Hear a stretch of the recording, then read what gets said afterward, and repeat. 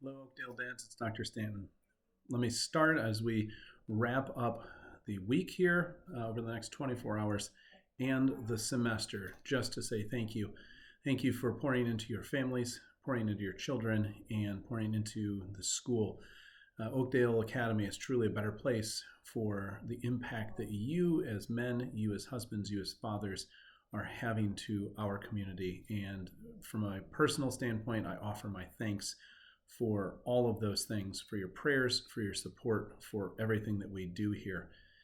Secondly, of course, let me wish you, your families, and everyone associated with your family a very, very Merry Christmas.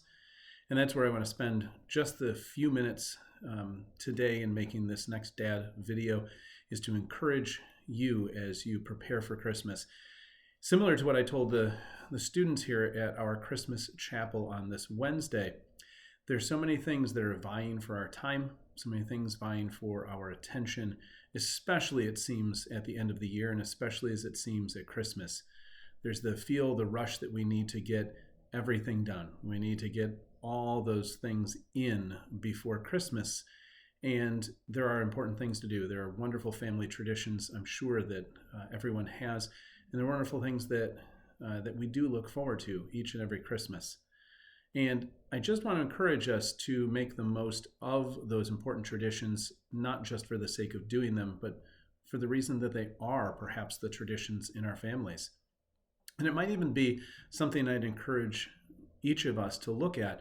Why are our traditions what they are? I'll give an example. My family goes up to Frankenmuth every Christmas Eve day, usually. And we've thought about it, we've talked about it. And one of the reasons that we've done that is we enjoy a good chicken dinner just like everybody else up at Frankenmuth.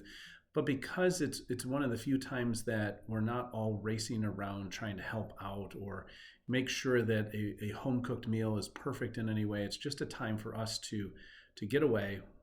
We spend time in the car laughing together, listening to Christmas carols together, and it's not just my own family, but our extended family. So there are quite a few of us, a couple dozen of us by the time everybody comes into town. And we get to then go after our family meal. We get to go down to Bronner's and just hear the Christmas carol sung on Christmas Eve day. We get to just spend some time together, get that last minute ornament in, and we try and choose an ornament most years that is something meaningful that's happened to a family member each year. So that's one of our traditions. We have many others, as I'm sure you do.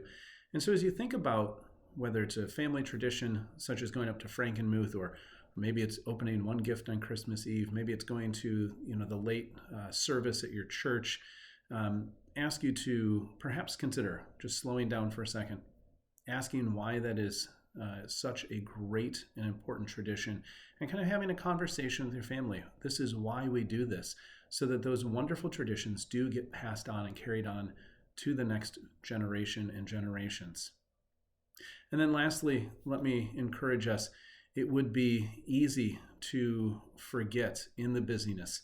What we remind ourselves and our students about here at Oakdale is that the saying that used to be on buttons a few years ago, Jesus is the reason for the scene, is not just a saying that belongs on a button.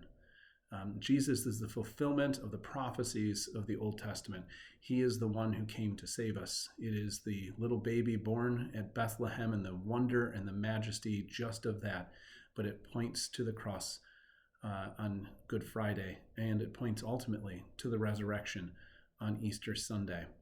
And so as you have time, there are certainly things that we read perhaps as traditions, whether it's the night before Christmas, or whether you watch a Christmas carol or read part of that Dickens classic, or whether you take the time to read one of the gospel narratives about the birth of Christ.